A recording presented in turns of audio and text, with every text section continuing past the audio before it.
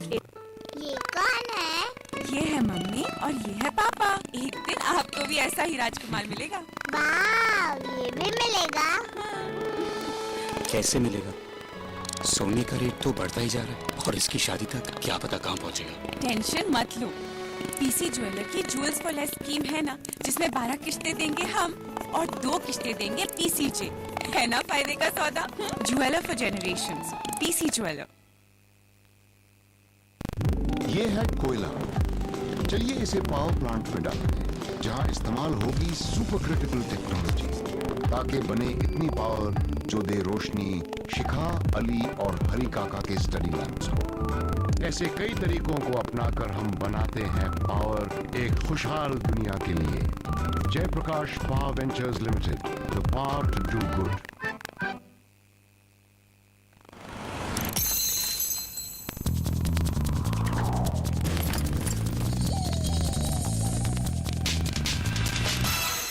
आप कुछ hint drop करना चाहें तो बिना रेटिंग।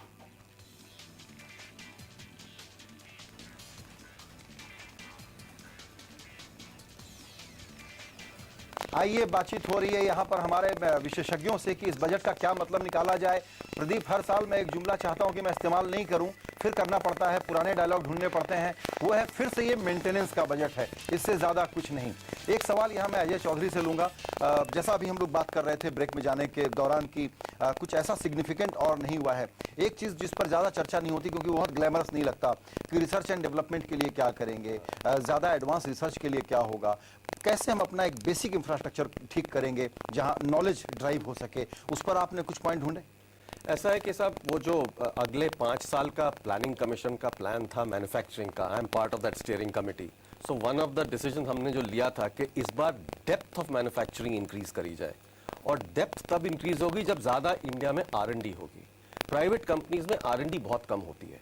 उसको इंक्रीज करने के लिए जो इंसेंटिव चाहिए था वो गवर्नमेंट ने अनाउंस कर दिया है। उन्होंने अगले 5 साल तक 200% रिबेट दे दी है R&D पर। एक क्विक क्वेश्चन मेरा और है। अभी कह रहे हैं कि यूआईडी में 20 करोड़ हो गए हैं, इसको 40 करोड़ कर लेंगे। उधर एनपीआर अपना काम कर रहा है। मुझे लगता है कि पूरे देश को ऑर्गेनाइज करने के लिए, हेड काउंट करने के तौर पर ये प्रोजेक्ट और तेजी से मूव हो और इसकी एप्लीकेशंस हो पाए। आपको इसकी एप्लीकेशन होते हुए कब से दिख रही है? क्योंकि मुझे लगता है कि झारखंड का प्रोजेक्ट हो या कहीं का, वो एक पायलट प्रोजेक्ट है, वो रियल इस्तेमाल नहीं है मेरे और आपके लिए। नहीं, अब तो पूरा का पूरा जो यूआईडी है, जो यूआईडी डेटाबेस है और एनपीआर डेटाबेस है, वो कॉमनली एक सिंगल लोकेशन में लगाने का प्लान है। और उसके ऊपर यूआईडी ने एक टेंडर भी निकाला था मैनेज सर्विसेज का, तो वो टेंडर अभी डिसीजन मेकिंग में है। बिल्कुल। और उसमें पूरा का पूरा डेटाबेस आएगा और उसका सबसे बड़ा बेनिफिट होगा कि एक सिंगल डेटाबेस में सारे यूआईडी नंबर्स इंक्लूडिंग एनपीआर और यूआईडी दोनों के होंगे। तो आईटी सेक्टर की कंपनियों पर और उनके स्टॉक पर वॉच किया जाना चाहिए प्रदीप, आज भी और आगे के लिए भी। एक सवाल वहां के मेहमानों के लिए है मेरे पास, वो ये कि ब्लैक मनी को लेकर के, ब्लैक एंड व्हाइट के नाम से हमने एक बड़ा अभियान चला रखा था। सब्सिडी पर हल्ला बोल हमने एक दूसरा अभियान चला रखा था और हम ये कह रहे थे कि इन चीजों को ये कर लें। एक्साइज वाली, सर्विस टैक्स वाली बात तो लगता है कि सभी कह रहे थे, मान ली प्रणब बाबू ने। ब्लैक मनी पर उन्होंने आज बातें बहुत कही हैं, उसमें कुछ इफेक्टिव कदम होते हुए दिख रहे हैं, उठते हुए दिख रहे हैं क्या? इसमें अभी होगा कि 2010 के बाद इन देशों से बात कर लेंगे, कुछ इंफॉर्मेशन ले लेंगे, जो चोरी होकर पैसा गया है वो पहले का है, वो कैसे वापस आएगा? अनिल सिंघवी जी क्या कहते हैं इस पे? बहुत ही ठीक सवाल पूछा संजय जी आपने। इस पे काफ़ी बात हो गई, उसमें उन्होंने कहा कि हम व्हाइट पेपर लेके आएंगे, पर उसका कोई मीनिंग नहीं है। व्हाइट पेपर तो आप कई सालों से काम हो रहा है कि इसके ऊपर व्हाइट पेपर आएगा, चर्चा करेंगे, काम आगे होगा। पर मेरे हिसाब से आज के दिन पे कोई बहुत बड़ा दिल लगा के काम नहीं हुआ कि हमको ये पैसा वापस लेके आना है, चाहे दोनों तरफ से हो, चाहे डंडे से हो या प्यार से हो। न यहाँ डंडा है न यहाँ प्यार है, तो मेरे ख्याल से दोनों चीज़ों के ऊपर ये बजट काफ़ी चुप है। पर मेरा एक चीज़ और है इसके ऊपर कि हम एक दिशा में और जा रहे हैं, वो है सोने के ऊपर। सोने के ऊपर जो कस्टम ड्यूटी का आज काम हुआ है, मेरे हिसाब से फिर स्मगलिंग चालू होगी, और स्मगलिंग का सबसे बड़ा मुद्दा है कि पैसा बाहर जाता है। तो ये मुझे आज समझ में नहीं आया कि आज अगर कस्टम ड्यूटी गोल्ड पे और बढ़ा दी और उसके कारण अगर हम गोल्ड कम खरीदेंगे तो ये मेरे ख्याल से बेवकूफ़ी का काम होगा। जो इन्फ्लेशनरी बजट है तो लोग पैसा लगाएंगे कहाँ पे? सोने पे और जमीन जायदाद पे, because that is the best hedge against the inflation. तो सोना तो आएगा, अब वो आएगा कैसे? वो स्मगलिंग के भरोसे पे आएगा। तो पता नहीं मुझे किस दिशा में ये बजट जा रहा है। और दूसरी चीज़ मैं आपको बताता हूँ बजट के अंदर। जी बिल्कुल नीलेश, आपकी भी राय थी कि सोने को किसी तरीके से प्रोडक्टिव इन्वेस्टमेंट के लिए चैनलाइज किया जाए। एक बात तो मान ली कि डिस्करेज करो कि घर में फिजिकल सोना न पड़ा रहे, वो अनप्रोडक्टिव इन्वेस्टमेंट है, लेकिन दूसरा हिस्सा इन्होंने नहीं किया। आप कैसे देखते हैं इसको? डेफिनेटली इस वक्त भारत की जो रिटेल हाउस होल्ड सेविंग है वो तकरीबन 22% के आसपास है। उसमें से ऑलमोस्ट आधी फिजिकल फॉर्म में है और bulk of that is real estate और सोना। तो ये जो इंडियंस है, हम दुनिया में सबसे ज़्यादा सोना ओन करते हैं। तकरीबन ऑफिशियल एस्टिमेट के हिसाब से $1 ट्रिलियन से ज़्यादा का सोना है। उसको हम फिनेंशियल सेविंग्स में कन्वर्ट नहीं कर पा रहे हैं। अगर जैसे इक्विटी के लिए Rajiv Gandhi equity saving scheme की इंट्रोडक्शन की, वैसे ही अगर गोल्ड के लिए कोई इंट्रोडक्शन करते कि जैसे करके हाउस होल्ड जो सोना घर पे रखा है उसको वो बैंक में फाइनेंशियल डिपॉजिट के रूप में कन्वर्ट कर सके, तो हम जो इस वक्त 50 से 60 बिलियन डॉलर सोने की इंपोर्ट में हर साल खर्च कर रहे हैं वो नहीं होगा और उस पैसे को हम लोकल इंफ्रास्ट्रक्चर में या लोकल क्रेडिट ग्रोथ में डिप्लॉय कर सके। तो ये एक क्लियरली स्टेप है जो हम बजट के बाहर भी कर सकते हैं। ओके, जी इस बीच हमें बढ़ना होगा ऑटो सेक्टर की तरफ क्योंकि इनकी काफी करीब से नजर थी और जॉयनिन मुखर्जी मेरे साथ जुड़ चुके हैं इस अपडेट के साथ। जॉयनिन और ऑटो इंडस्ट्री में सब लोगों को इंतजार था कि फिलहाल एक एडिशनल टैक्स आ सकता है डीजल गाड़ियों पर। ऐसा नहीं हुआ और हमारे साथ इस समय जुड़ रहे हैं mister Pawan Goenka, president Mahindra and Mahindra. Mister Goenka, सबसे पहले मैं आपको धन्यवाद देना चाहूँगा सबसे पहले CNBC आवाज़ से बात करने के लिए। लेकिन एक बड़ी राहत की बात है और निफ्टी में आज सबसे, अगर आप देखेंगे, चढ़ने वाला शेयर है वो महिंद्रा एंड महिंद्रा का है, क्योंकि डर फैला हुआ था कि 80,000 रुपये लग जाएगा डीजल गाड़ियों पे, वो नहीं आया। तो क्या कुछ राहत मिली आपको? उसके बाद में आऊँगा टैक्सेशन और दूसरी चीज़ों पे। ये जरूर एक बहुत राहत की बात है। जैसा मैंने पहले भी आपके साथ ये बात की है कि अगर ऐसा टैक्स आएगा तो ये इंडस्ट्री के लिए काफ़ी उसमें ग्रोथ में इसमें अड़चन आएगी। तो मुझे बड़ी खुशी है कि ये टैक्स नहीं आया। हालांकि कुछ और टैक्सेशंस आए हैं जिससे गाड़ियों की कीमत बढ़ेगी, लेकिन वो मोर और लेस एक्सपेक्टेड था। तो ये हमारी बड़ी राहत है। कल जो उन्होंने इकोनॉमिक सर्वे की रिपोर्ट आई थी उससे हमें लग रहा था कि शायद ये टैक्स ना आए। लेकिन गोयनका जी, अब जो सवाल आएगा कि एक तो एक्साइज ड्यूटी बढ़ा दिया है 10 से 12%, उसका असर पड़ेगा, और दूसरा जो गाड़ियों पे, बड़ी गाड़ियों पे 22 से 24% ड्यूटी कर दिया है, उसका कितना असर आप पे पड़ेगा और क्या आप दाम बढ़ाएंगे गाड़ियों के? उसके हमने अभी कैलकुलेशंस कर रहे हैं। हमारी जो लो एंड गाड़ियां हैं, जो कम कीमती गाड़ियां हैं जैसे बोलेरो, उसमें अफेक्ट पड़ेगा करीब 4,000 से 8-9 हज़ार रुपये तक, डिपेंडिंग ऑन द मॉडल। और जो महंगी गाड़ियां हैं जैसे कि XUV, उसमें अफेक्ट पड़ेगा as much as 35,000 rupees, because जो 15,000 रुपीज़ को उन्होंने एड वॉलरम ड्यूटी 3% की है, उसका अफेक्ट महंगी गाड़ियों पे ज़्यादा पड़ेगा। तो अप टू 35,000 रुपीज़ हमारी गाड़ियों की कीमत बढ़ेंगी और वो कीमत हम आज ही बढ़ाएंगे, कुछ समय में हम अनाउंसमेंट करेंगे।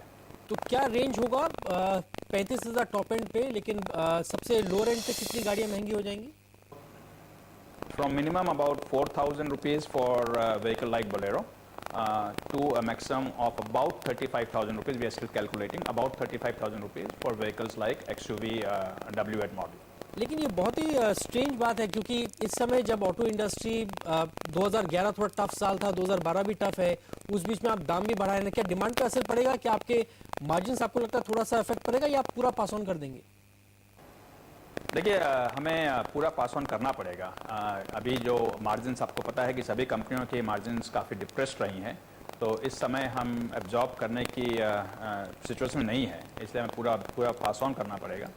उसका इसलिए अभी इमीडिएट इफेक्ट तो नहीं होगा मार्जिन पे, लेकिन जो हम रेगुलर इंक्रीजेस लेते हैं गाड़ियों की कीमत में because of inflation and input prices, जब वो उसकी नेक्स्ट कीमत बढ़ाने का समय आएगा तो हमें सोचना पड़ेगा कि हम उतनी कीमत बढ़ा सकते हैं कि नहीं बढ़ा सकते हैं। तो हो सकता है उस समय इफेक्ट हो, बट फिलहाल हम 100% पास ऑन करेंगे। और जहाँ तक मेरा सोचना है शायद सभी कंपनियाँ ऐसा करेंगी, ऐसा सब उन्होंने अनाउंस पहले भी किया हुआ है।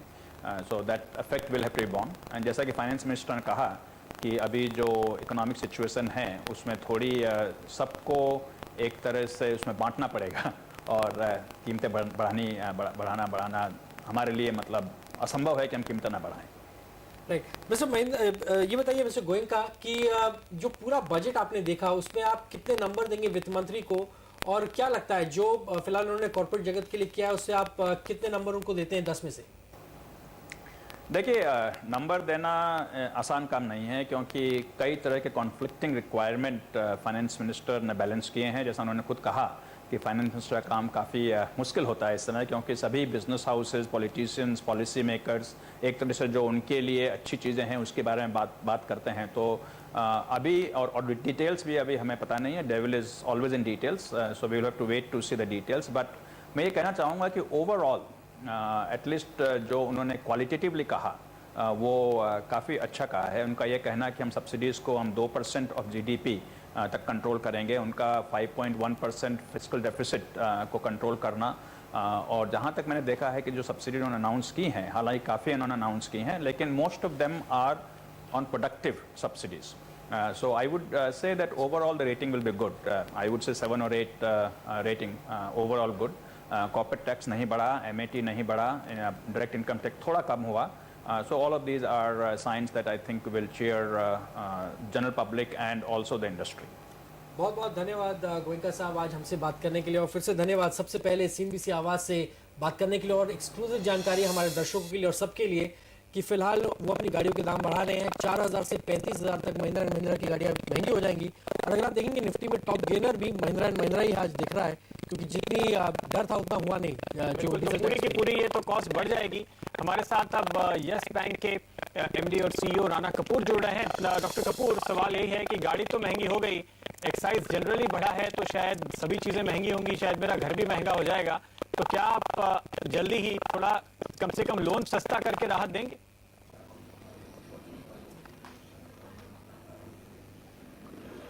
जैसे ये जो फिस्कल प्रूडेंस का मैसेज है, ये बजट में जो कंसोलिडेशन की एक ज़बरदस्त नीड महसूस हो रही थी, उस हिसाब से बजट में जो स्टेप्स लिए गए हैं, जो इंक्रीमेंटल टैक्स के, ये एक तरह से रेवेन्यू डेफिसिट को करेक्ट करने के लिए लिए गए हैं। और ये जो 5.1% का फिस्कल डेफिसिट का टारगेट रखा है साल के लिए, ये एक अच्छा सिग्नल है, पॉजिटिव सिग्नल है।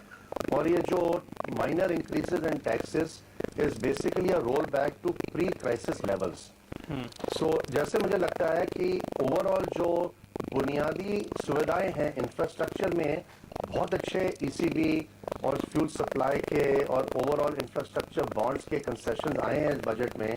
तो बैंकिंग सेक्टर को इससे काफ़ी डी रिस्किंग होगी और काफ़ी इससे अच्छे नए मौके मिलेंगे, और इनसे काफ़ी जो बैंकिंग सेक्टर में स्ट्रेस आ रहा था उससे कोई एक रिलैक्सेशन मिलनी चाहिए। लेकिन यहाँ पे हमारे जो एक्सपर्ट्स हैं डॉक्टर कपूर, जिनसे हम लगातार बात कर रहे हैं, तो राय यहाँ पे ये बन रही है कि ये इन्फ्लेशनरी बजट ही होगा। ओवरऑल घाटे के जो टारगेट्स हैं वो पार हो जाएंगे और शायद घाटा कहीं ज्यादा होगा। तो जो कल RBI ने कहा कि सरकार के घाटे और सरकार के उधारी, जो सरकार की बोरोइंग है, उसको देखकर हम तय करेंगे कि रेट घटे।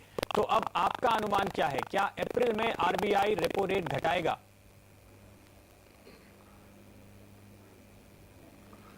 मुझे ऐसा लगता है कि एक तो ओवरऑल जो फिस्कल कंसोलिडेशन का मैसेज, ये काफ़ी इस बजट में काफ़ी प्रूडेंट सा मैसेज रहा है, एक बड़ा एस्ट्यूट सा बजट रहा है ये। तो इससे एक निस्बत है कि अगली जो credit policy, annual policy announce होगी अप्रैल में, उससे ये मैसेज RBI को भी मिल रहा है कि जो सेंट्रल गवर्नमेंट है, they are taking some measured steps to reduce the fiscal deficit. So in my judgment, the credit policy should work towards overall reduction in repo rates so that there is a transmission of a lower interest rate regime in the year 2030. Okay, तो आप उम्मीद कर रहे हैं कि ऐसा होगा। शुक्रिया डॉक्टर कपूर आपका। इस वक्त प्रधानमंत्री सीधे फिलहाल बजट के बाद पहला इंटरव्यू दे रहे हैं, तो सुनते हैं क्या कहना है उनका। Recover. Is all that settled, and is it definitely fixed that Aadhaar is going to be the main platform on which the budget is going to distribute benefits to the people of India? Well, I think the finance minister has made that quite clear, that the report of the Aadhaar committee bringing 40 crores additional numbers has been accepted. And therefore, I think there may be controversies, and there are controversies in this sort of things all over the world. But we have, I think, begun well, and we will use the modern technological devices to cut out wastage and leakages in the delivery mechanisms for various public sectors services. On fertilizer, there was the nutrient-based. प्रधानमंत्री कह रहे हैं कि शुरुआत अच्छी हुई है और वो उम्मीद करते हैं आगे और बेहतरी की, लेकिन फिलहाल हमें लेना होगा यहाँ पे एक छोटा सा ब्रेक। इसके आगे बजट पे चर्चा जारी रहेगी।